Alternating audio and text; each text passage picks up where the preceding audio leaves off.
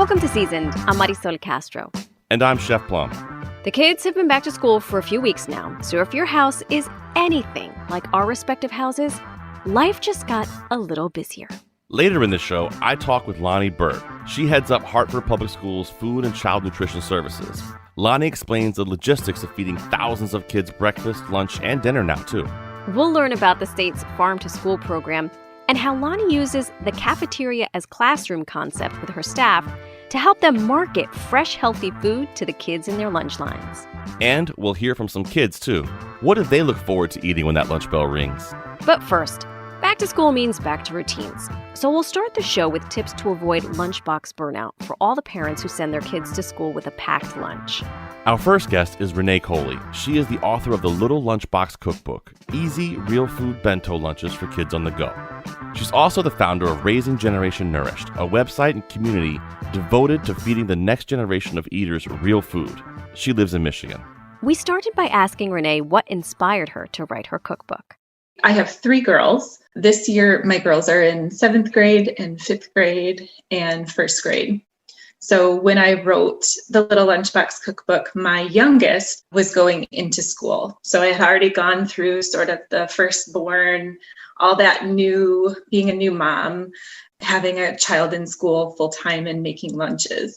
And then going through the second child and learning all of the things that come along with having 2 kids now to pack lunches for, plus a baby at home. And they have to eat. Like all 3 of them actually have to eat. What ended up inspiring the book more than anything was actually being in these classrooms. I worked from home, and so I had the flexibility to go in, be with the kids and help and be like the room parent. My kids actually go to a really small little public charter Montessori school, and the kids all eat in the classroom, sort of like family style. So there's no hot lunch program. These kids had to bring their own lunches in, and you could see the varying types of lunches, but I also could tell the kids that were maybe coming with a bag of chips and an apple, how they were functioning in the afternoon.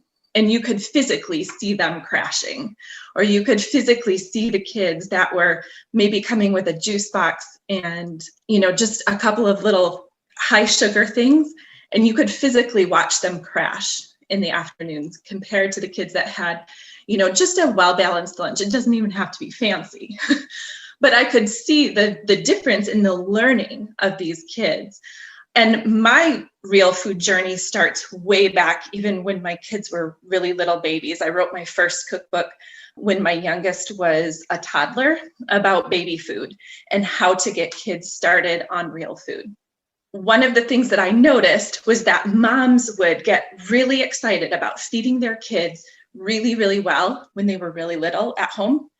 And then that all goes out the window when our lives get busy and the kids have to go to school and you have to pack that lunch every single day. And I noticed when my firstborn went to school, I was getting burned out. I had these big, real food goals for her. Like I was going to feed her the same as I had been feeding her all the way up until that point. But I noticed really quickly that I was getting very burned out, making everything from scratch all the time. So this Lunchbox Cookbook is actually, the whole premise of it is showing moms how to balance a school lunch box with all the macronutrients that a child will need for a busy school day, but without having to make everything from scratch every single day. So one little portion of the lunchbox is homemade, and the rest would be fill-in, add-in type things that are easy to add into a lunchbox, such as apples or carrot sticks or cheese, things like that you can add in. So it's fun lunches that are going to nourish them so that they can get through their day, but also be something that you can do the whole school year and not just September. It's funny. I just hearing you talk about these things. I was a stay-at-home dad. I have 3 daughters as well. And I stayed home with my daughters when they were, getting into school and whatnot. And the biggest thing that used to drive me crazy, they would all eat something different. None of them like to eat the same thing. And it's almost mind-numbing when you're cutting up oranges, I'm cutting up apples, and I'm cutting up grapes because the grapes have to be cut in half and the carrots have to be tiny. And all the little things that kids want to have to make them eat these sort of things. Any kind of tips for that? Because I tell you what, it was one of the things that made me crazy. Absolutely. have the kids pack their own lunch. We do that now. So yeah, regardless of age. So if you have a kindergartner, so kindergarten is typically the age where kids start bringing a full day's worth of lunch. Now, if you have a child in daycare and they're a toddler, clearly that you're going to be a little bit more hands-on. But start at that age with pulling them up to the counter and showing them how to peel a carrot, showing them how to cut an apple with an apple cutter, and showing them how to balance a lunch so that by the time they're in kindergarten, they can help you. So if they have fruit preferences, my kids at this point, I sort of help build my youngest's lunchbox. And my older two girls, so 5th and 7th grade, they sort of look at what I'm doing and they do their own thing. So if they would prefer to have an apple instead of a banana, they're on their own. I guess in my house, we don't do short order cook type. So, if one child likes theirs cut a certain way, I'll do that kind of thing. But by the time they get to those older ages, if they're able to pack their own lunches, then that takes that off your plate.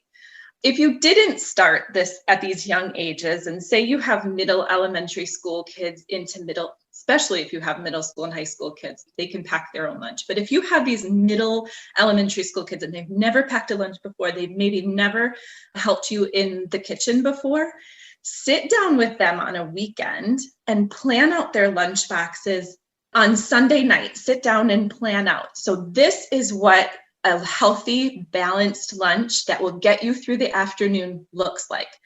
A main protein, a fruit, a vegetable, making sure that there's some brain building fats in there somewhere.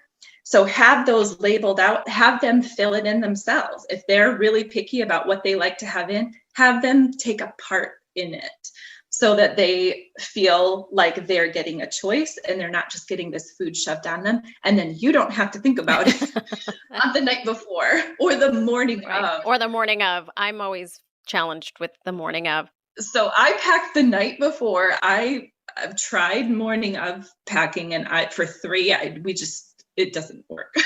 It's tough. I know. I think different families do what works for them. And I wonder if you wouldn't mind telling us about macronutrients, how you're defining them, and how we can pack those or include those in our children's lunch boxes.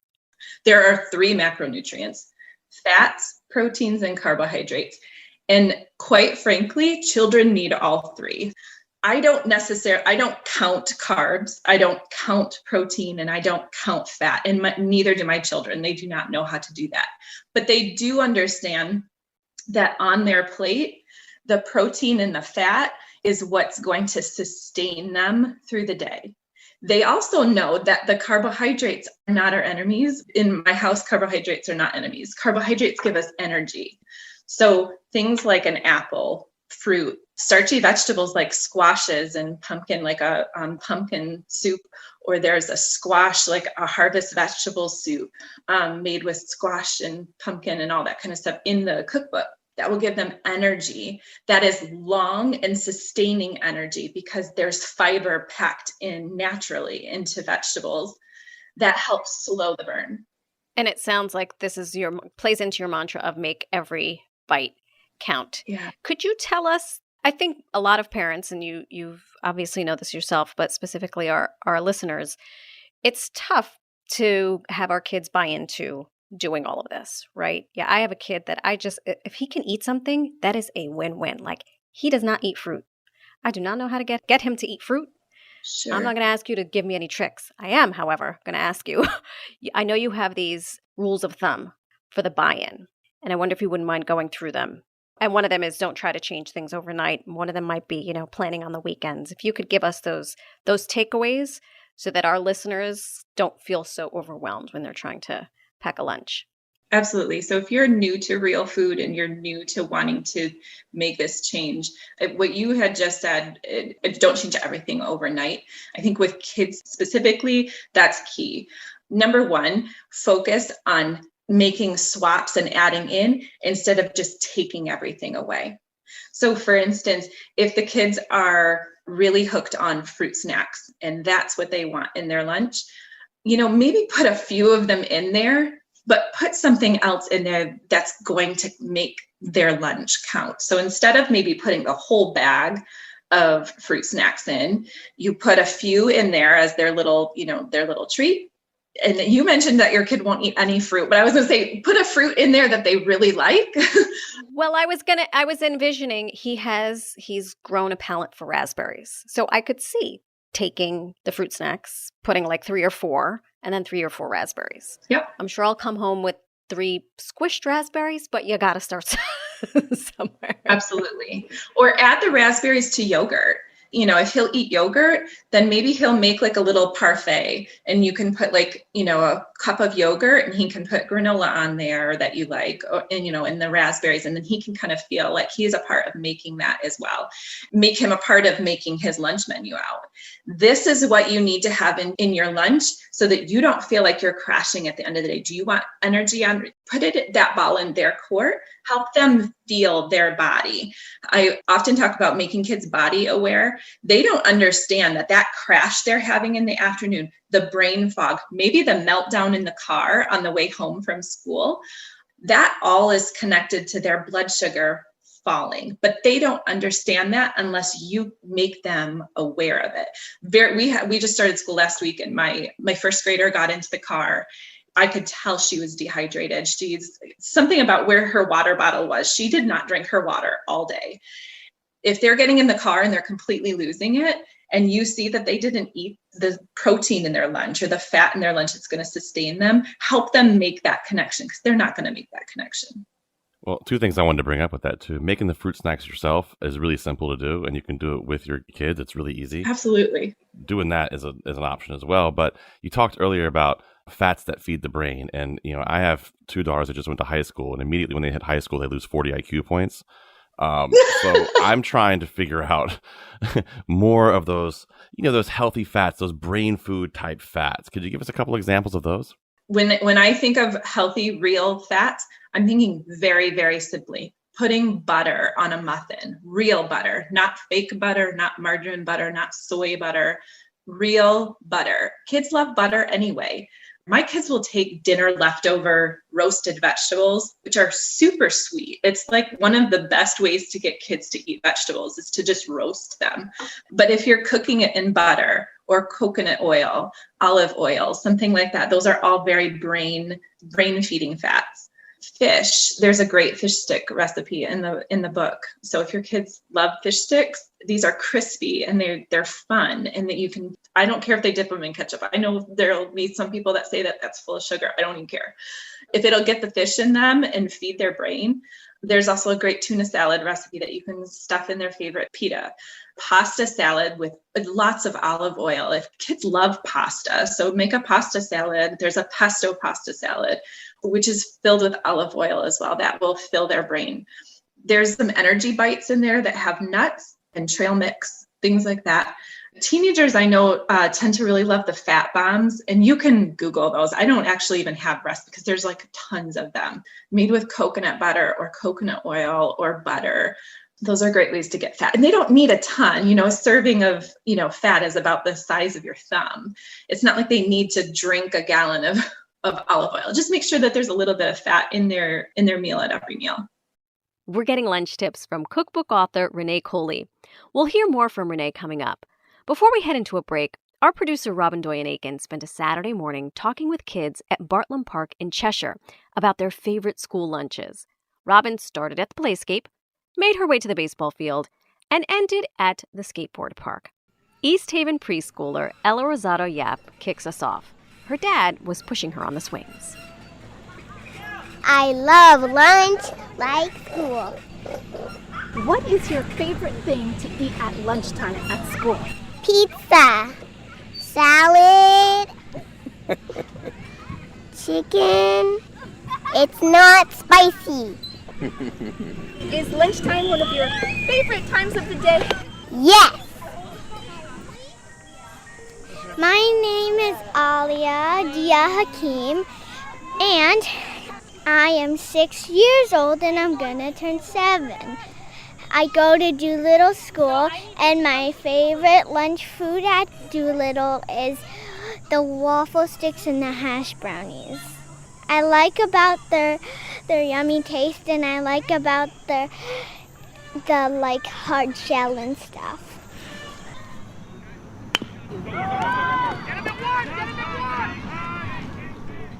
My name is Whitney Rayball. I am 9 years old and I go to school at Cheshire Norton School, and my favorite lunch in the cafeteria is stuffed crust pizza because the crust is soft and it's really good, and it has the cheese in the crust and I really like it.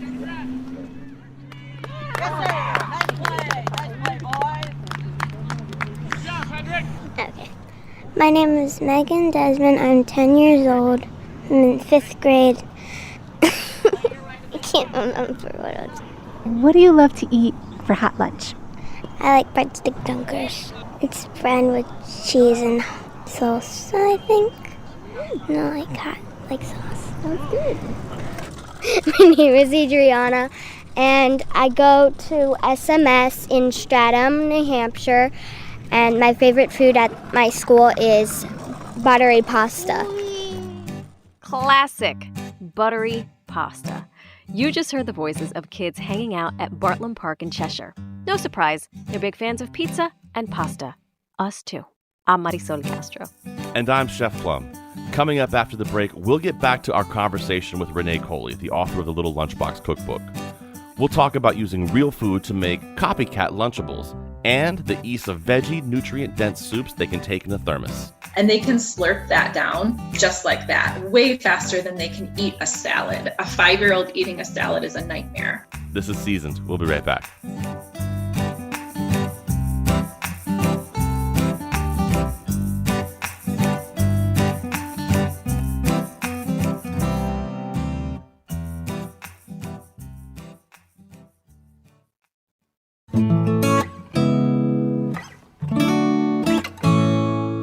Welcome back to Seasoned. I'm Marisol Castro. And I'm Chef Plum. Okay, let's get back to our conversation with Renee Kohley. She's the author of the Little Lunchbox Cookbook. The major takeaway of this book: kids need 3 things in every lunch: a healthy fat, a carbohydrate, and a protein. And make it easy for everybody. Get your kids involved in the process and build the lunch around one homemade thing. And maybe that one homemade thing can be the crackers or roasted chicken for a copycat Lunchable. We love a good copycat recipe. I'm with you. Like, I don't care if you dip your protein in high fructose corn syrup. I'm going to focus more on the protein. But I drew the line at the Lunchables. That felt a little too processed for me. So I'm anxious to hear about what your version of the Lunchable is. This started with my youngest, who came home from kindergarten and was like, "Mom, you will never believe what this so-and-so brought to lunch. It is so cool." So she went on to tell me about this Lunchable, and I'm like, ugh. So I, as I always do with anything that they come home with asking about, I took her to the store and I flipped it over and I helped her read and helped her decipher what was on the back of that box. So if you have kids that are really into Lunchables, just make them at home. You know what, in the cookbook, there's a super fun gluten-free cracker recipe to make, because usually a Lunchable, like the classic Lunchable, crackers, cheese, meat that you can stack. They call it a cracker stacker, so you can like make little sandwiches with it. Unfortunately, for a lot of gluten-free kids, and there's a lot of them, gluten-free crackers at the store, a lot of them have nuts in them, and most schools are nut-free. So it's very hard to find a gluten-free cracker that also is not processed in a nut facility or have nuts in it. So this recipe is for those kids. If you have a favorite cracker that your kids will do, you don't have to make the crackers. It's just there in case you need it. My oldest actually likes to make it herself. It gives her something to do. If you have a lot of these tweeny girls, they love to be in the kitchen and baking and doing something fun and fiddling with dough. So let them make it. But if you don't have the time for that, just make their Lunchable. Crackers, cheese. You can buy stuff that doesn't have all the processed ingredients. You can buy a quality meat. In my house, I like to budget save. And so a lot of times I'll skip the lunch meat because I want lunch meat that has quality ingredients, and it's expensive. You can vouch for this too, Chef Plum. Kids, they hit 12 and they will eat you out of house and home. Like my 12-year-old will eat an entire container of deli meat. And I cannot afford that. So I will throw a whole chicken in my Instant Pot, shred it up, and then portion it out into the freezer. And she can grab the portion of chicken, and that can be her meat to put on her cracker stackers. And turkey breast works great for that too. You can roast a whole turkey. You get like a half a lobe of turkey breast and just season it up and roast it off in the oven. Beautiful. You got it. Slice it right off. Works great. Yeah, absolutely. And there's also a pizza Lunchable in there because the pizza Lunchables come to school as well. So I make little flatbreads, but you can buy little flatbreads. I know, actually, I just saw them at Costco like the last few times. I don't always go in that section just because we can't have gluten in our house. But they have like these little flatbreads. They would be perfect for a pizza Lunchable. Yeah. And the ingredients are much better than what you're going to find in a pizza Lunchable. Probably more affordable as well if you're making your own. Just have the kids shred their own cheese and put, your pizza sauce in there, and they can make their own pizza Lunchable. What about a brunchable? The brunchable is super fun too. So little mini pancakes. If you have a favorite pancake recipe that uses really good ingredients, use that. All you got to do is make little mini pancakes and put them in there. Favorite sausage. I don't tend to send it with the syrup, but if that's what gets your kids to do it, go ahead. I tend to just make the pancakes a little sweeter or put peanut butter on it and make, that gives them a little extra protein, and they make it like a little sandwich, or they dip it in fruit. So if you cook down frozen strawberries or cook down frozen any berry, you can put a little drizzle of honey in it. It's way less sugar than you're going to get with a little maple syrup. And there's nothing wrong with a little maple syrup. We do that on the weekends when we have our waffles or whatnot. But in the lunchbox, sometimes that can get a little messy. It can get a little sticky. To pack it in a little container, it's cumbersome. Yeah, you can dip. They'll dip it in fruit, or you could spread some Nutella on it and call it a day. Yeah.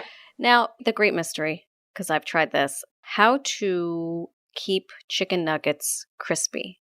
So I'll either make my own chicken nuggets, or I'll have chicken nuggets, and then I'll put them in the toaster oven, fold them in foil, send him off. End of the day, I open it up. Mm-hmm. Gavin, why are these chicken nuggets still in here? They were soggy and cold.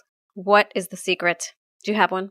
I don't think I've ever been able to keep them super crispy in a lunchbox. So if that's a thing for him, I probably would just say it's either this, if you want to eat it this way, or let's pick a different protein.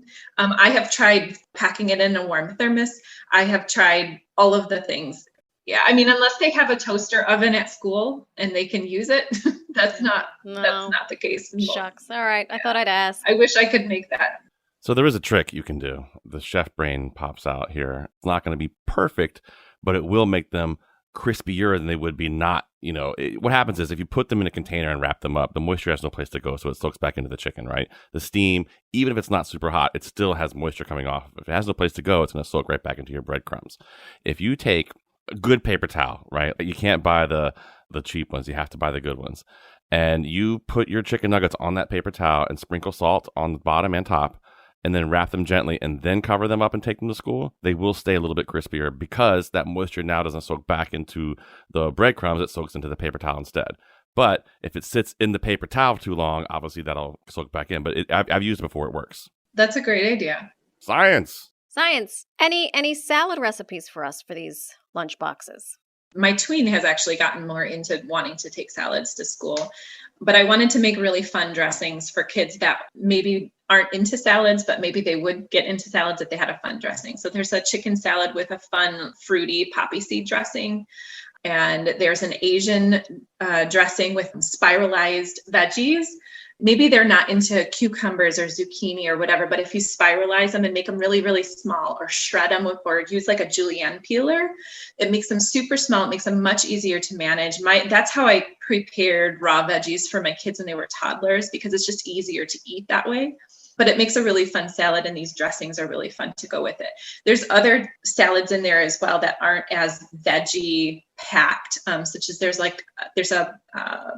two pasta salads. There's a pesto pasta salad that actually the pesto sauce has roasted broccoli blended right in it. The kids won't even know. It's very cheesy, and it tastes amazing. So you can make that for dinner, double it up, and then throw it in their lunch boxes for the next day. It's really good warm or cold. So if your kids like it better warm, you can just pack it in a thermos and they can eat the pasta warm. Well, and you're a big fan of sandwiches, as I am too.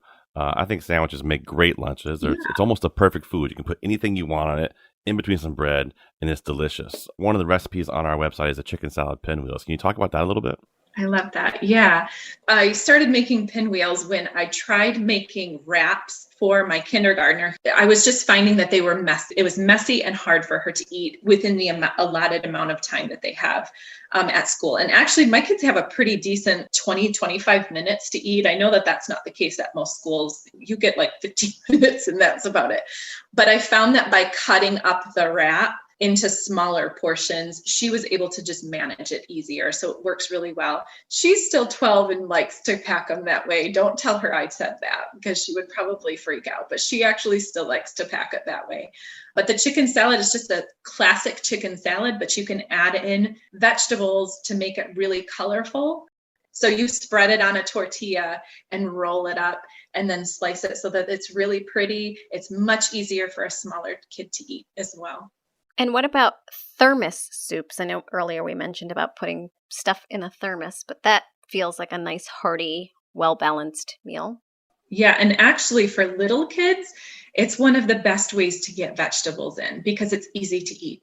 When my kids were in kindergarten, I rarely packed carrot sticks and celery. It's raw. They have to chew a little bit longer. I save that kind of stuff for at home. It just takes a little bit longer to eat. Whereas when I pack a veggie packed soup, like a broccoli soup in a thermos, especially if it's a fully pureed soup, I pack a little stainless steel straw or whatever straw that you like to have at home, and they can slurp that down just like that, way faster than they can eat a salad. A 5-year-old eating a salad is a nightmare. It takes forever. They can get so much more nourishment in. And the thing about vegetables and these veggie soups, they are packed with minerals, regular, natural minerals. And these minerals are what is going to balance all of the things that are going on in their organs. It's going to balance their electrolytes so that they can get through the rest of their day. I'll make a pot of soup on the weekend, or I'll make a pot of soup on Monday for dinner, and then we can use that throughout the week for their lunches.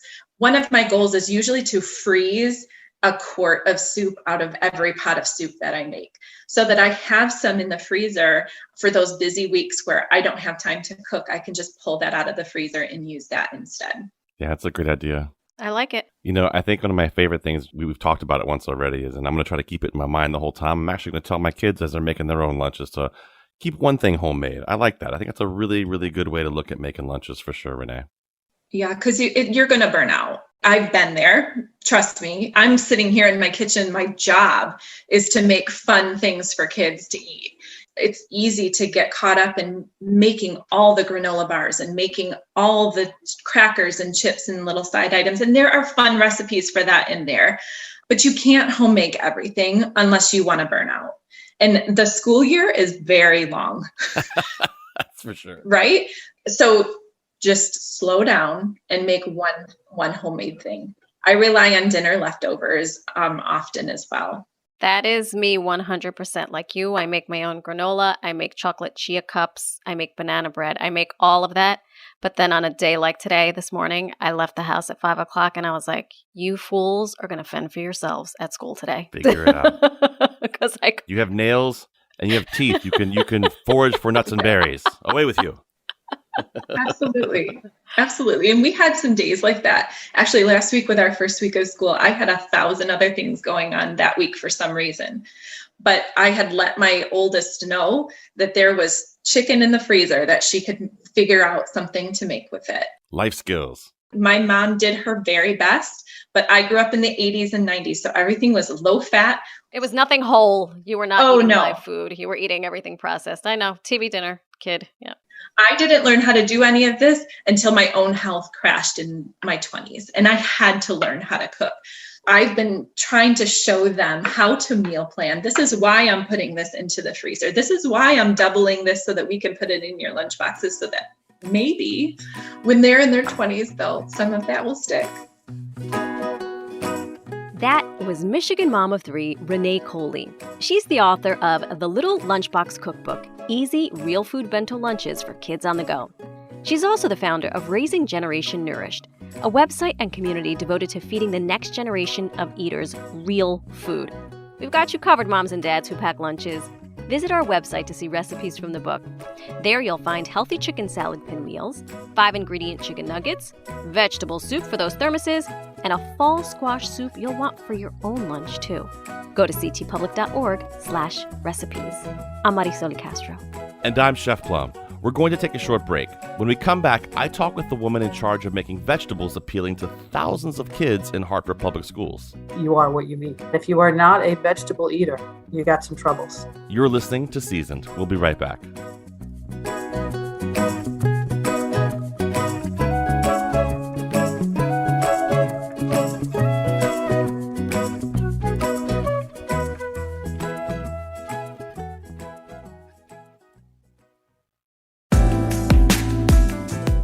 Welcome back to Seasoned. I'm Marisol Castro. And I'm Chef Plum. So far in the show, we've focused on the brown bag bento lunchbox you make at home. But we know many of you rely on a good old-fashioned hot lunch from the school cafeteria. As you'll hear from our next guest, those school lunches aren't so old-fashioned anymore. Lonnie Burt has been in school food services since 1985. She's the Senior Director of Food and Child Nutrition for Hartford Public Schools. Chef Plum talked with Lonnie about how the lunch game has changed over time, the many challenges she and her staff face, and about the farm-to-school program and the cafeteria as classroom concept. But first, I wanted to know what drives her to do this work. I am a registered dietitian. I truly, in my heart of hearts, believe that health is a conscious effort. You are what you eat. Yeah. And that if you are not a vegetable eater, you got some troubles. Just so that's what motivates me, is that I really get to do a lot of really good work with health promotion. Our students don't even kind of realize that's a big part of what we do. How much has the job changed from when you first started back in 85 to now? How different is it? The biggest change, and probably the changes I'm, as a dietitian, the most proud of is when the Healthy Kids Free Hunger Act came out in 2012 with Michelle Obama's all of that, we really put the focus back on nutrition. So our program is totally self-operating, and in Hartford, that budget's $20 million. And so it's always about making sure you're balancing that bottom line and that you're running in the black and you're not running a program that's losing money. So when I first got into this industry, that truly was the focus. Make sure you broke even and that you didn't lose money because you would have to take funds out of the general budget. Mm-hmm. So our focus back then, and I will admit this to you, since you are a chef and understand this, I was so proud of the day when I was a director in a previous district, and we bought a self-cleaning fryolator. Hey! Because we could sell 5 cases of French fries every day in order to get the funding to make our students were very happy. Even then, I said to some of my colleagues, I sold my dietitian's soul to get this fryolator. But we needed the income. Those days, thankfully, are really gone, and the focus truly is much more about the quality of nutrition. There's a lot more intricacies to the program.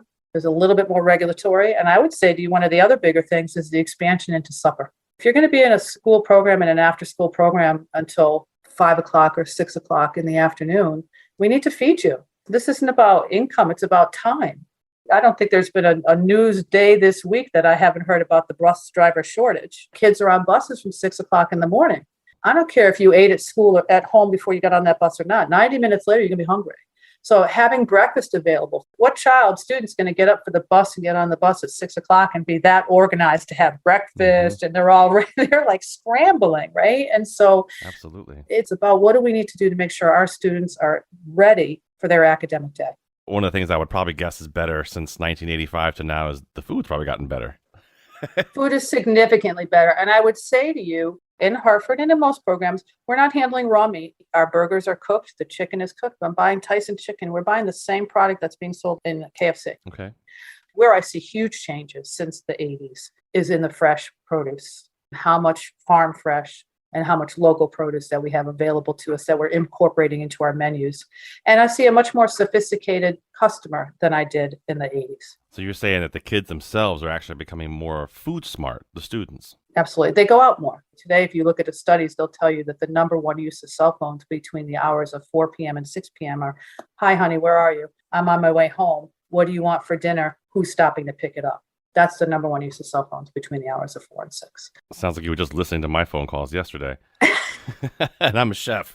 Exactly. Well, listen, there's something really important there that I think you said, that as a chef that I really like, and here on the show that we love to celebrate the farmers and the local food makers here on this program. And you said that getting produce from local farms. I love that. Can you elaborate on that just a touch for us? So I love that too. Across the state in Connecticut, many, many programs are participating in a farm to school type program and working with their local farmers or somebody in their local area to get them some local produce.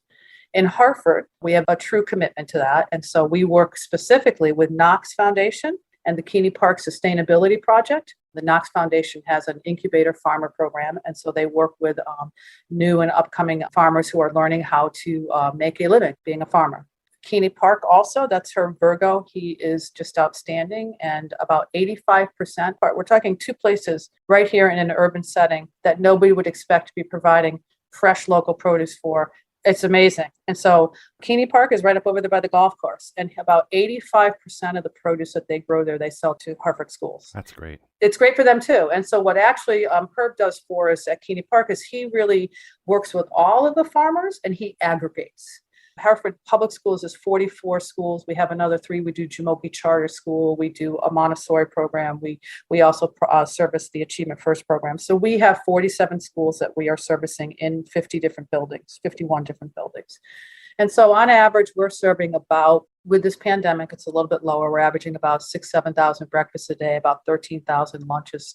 Any farmer, unless you're telling me you're a very large farmer, they're not going to be able to grow all the produce that we need. They just can't. So what I love about Herb is that he will aggregate for us and grab if we need squash. So we would get a larger variety of produce. We like really working with both those Hartford groups, the Knox Foundation and Catie Park, for several reasons. One is that our students absolutely relate to that. And we did a study with a UConn PhD student who studied our district in Mansfield and wanted to know what was the marketing messages that resonated with students that would get them to actually eat the local vegetables. And I'm focusing on vegetables because fruits are easier to get students or anybody to eat. Vegetables are harder. And vegetables are a lot more nutrient dense. So from a dietitian's point of view, a serving of vegetables is about 25 calories. And a serving of fruit is about 80 calories because of the natural sugar that you're going to find in fruit. So from a dietitian's point of view, I really want students to eat more vegetables. They are more nutrient dense and they have less sugar and calories in them. So that's why when you look at any of the meal patterns, the quantities you need are more. So anyways, in that study, what came out with the Hartford students was our students really migrated towards the statements that these were foods that were grown by somebody in their community who was their neighbor who looked like them. Yeah. And our students are committed to helping their neighbors. Wow. And so that's what we love about that. We also, several years ago, wrote a grant and purchased some packaging equipment, including a blast chiller. So in the summertime, and I will say to you, this was not in the middle of this pandemic, sure, but in the summertime, we take local produce and we flash freeze it so that we have local produce available for us in the winter months when it's not available for us locally. Let's talk non-pandemic crazy times. We made all of our own sofrito because we have an arroz gandules recipe, which is we try and find as many cultural foods as we can. And we made all of our own sofrito from local tomatoes, the peppers, and we bought the annatto seed. And that way we had sofrito that was local the entire school year for what we needed for our menu. That's great. And sofrito basically is like a mirepoix. Yes. You know, it's your standard mirepoix is your carrots, onions, and celery, but sofrito, there's peppers in there. It's just a delicious version of mirepoix, which is great. You guys are actually making mirepoix. That makes me so excited. It's fabulous. And my staff loves it. And actually, during the pandemic, we had to, we were sending meals home. We actually gave families those packages of sofrito because they know what to do with it. They came back with pictures with soups. They were making rice. It was fabulous. It was a lot of fun. Talking about the pandemic a little bit, we celebrated the way our food service providers rallied to feed the kids grab-and-go breakfast and lunch during the first year of the pandemic. And I know it's not over. What are some of the challenges you guys have had? I got a feeling it's very similar to my business, just people. Once the pandemic started, and that was basically the world shut down here in our area on Friday, literally that Monday. So that entire weekend, we were just trying to scramble. We did not have permission at that moment to serve out of school. So we were in 8 different locations throughout the city. And I'm saying literally on sidewalks handing out meals. Wow. we were quickly able to switch that from serving hot meals on the streets to providing the grab and go meals home 3 days a week. We probably distributed 5 million meals between breakfast and lunch. It was no small feat. Yeah, unbelievable. From March 20th of 2020, our food service staff here in Hartford and in every other school district across this country has not stopped. These guys worked hard and physically hard. But the bigger challenge right now is, without any doubt, we have 70 open positions. Unbelievable. 70. So we do not have a single school right now that is fully staffed. There's still a bunch of kids in school we got to feed. And because we're short-staffed, we really had to pare those menus down. We're not offering as many options. We just don't have the physical capability to manage all of that right now. Yeah, it's not all doom and gloom here. We could talk about some of the challenges, of course, we've talked about, but I want to talk about some of the positive things happening you have in these school cafeterias. Tell us a little bit about the cafeteria as a classroom concept, because I love this. I saw a really great poster in a picture when I was doing a little research on you. You saw me in that. You saw that little my little fruit thing there. Yeah. And so first of all, let me return back to the staff itself. We have fabulous. That's what keeps me going. Okay, my staff has worked every single day and shows up. And so again, in Hartford, I'd say about 50% of our staff doesn't drive. And I have staff that take 2 or 3 buses to come to work and do a split shift for us. How blessed am I? So that's what motivates me, honestly, when I see them. But the cafeteria is a classroom. And so that what you're referring to and how you found me was, I am a trainer for the Institute of Child Nutrition, ICN, which is the USDA, which is the training branch of USDA. Okay. I train on different topics that they have available and have asked me to become a trainer on. And so this is one of them. It's called the Cafeteria as a Classroom. It's geared for school nutrition professionals, so my staff that works in the kitchens, for them to really look at and realize that they are a part of the academic process. And it isn't just us and them. And so looking at the menus and how are we marketing these menus to families? Again, when you think back to an elementary student, how do they determine that they're going to get lunch today? Is because they have that menu up on the refrigerator, and they stand in front of that menu with mom or dad and say, okay, which days this week do you want to buy lunch, honey? Or do you want to get lunch? And which days do I make you lunch from home? So that menu, for example, we say it's farm fresh local green beans on our menu so that our families know this is local. We work with Scott's Bakery right here in Hartford, the Jamaican Bakery, and we use their Jamaican beef patty. And they worked with us to actually develop that product, take their normal product that you get in their bakeries, and they turned that crust into whole grain. They lowered the fat content, they lowered the sodium content, and they lowered the pepper because it's very spicy. And for our younger kids, it's a little spicy. They did all of that work with us. And they did all of the required testing and getting its statement so that I can serve it in school. That's great. So anyways, do they know that? My families know it because it says Scott's Jamaican beef patty on that. And so part of that is, what are you using? How are you marketing to your students? We want you to stand on the child side of that serving line. Please take a look at it. What does your student see when they walk in that door? What do they smell? What do they hear? What do they see? What's hitting them? When you're serving 200-300 meals in one lunch wave, that's very different than when you're serving 200 or 300 covers over the course of an evening in a restaurant. That's tables of 4, it's tables of 2. You're serving 200-300 people in the course of 6-7 hours. Mm-hmm. We're serving 200 or 300 students in the course of 10 minutes.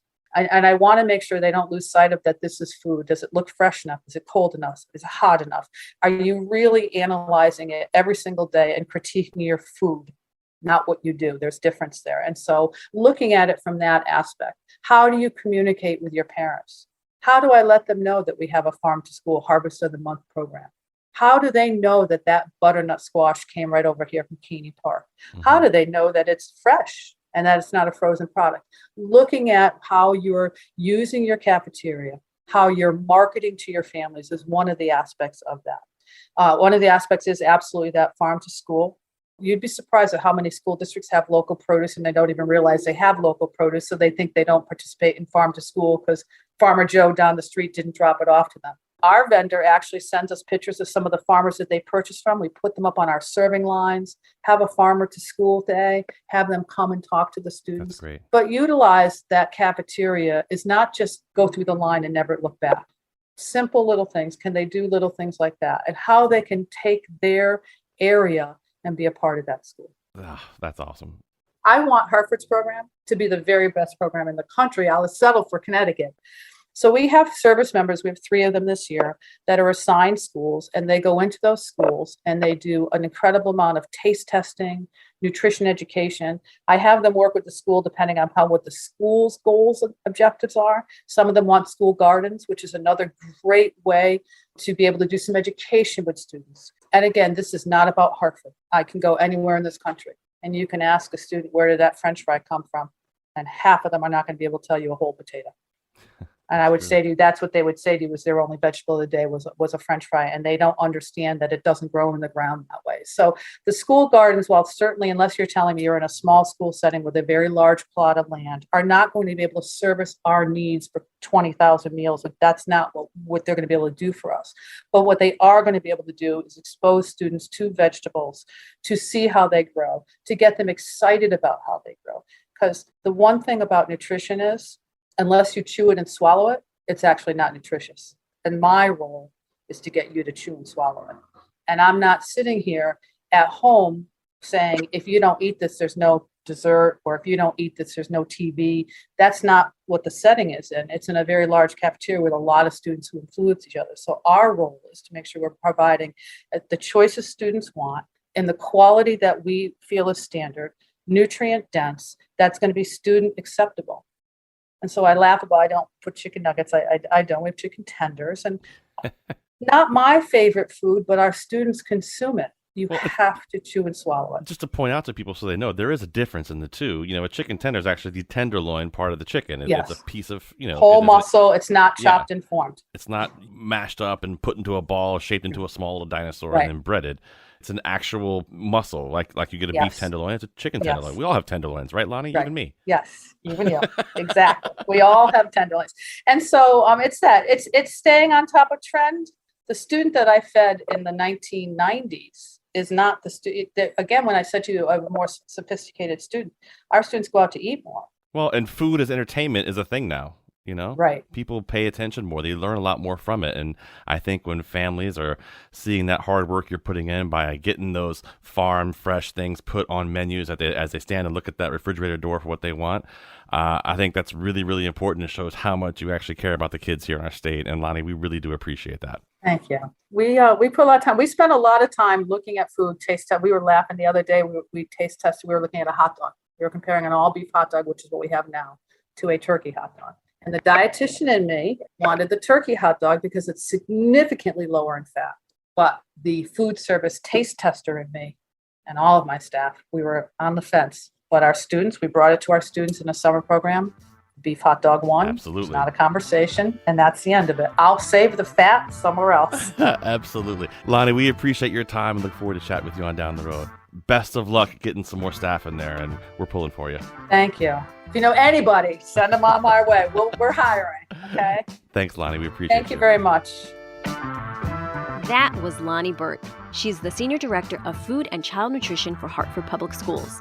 To all the kids listening, make sure you're kind to the staff in your school's cafeteria. Those teams are working extra hard just for you. And parents, don't forget, if you're going the homemade route, check out the recipe excerpts from today's show at ctpublic.org/recipes. I'm Marisol Castro. And I'm Chef Plum.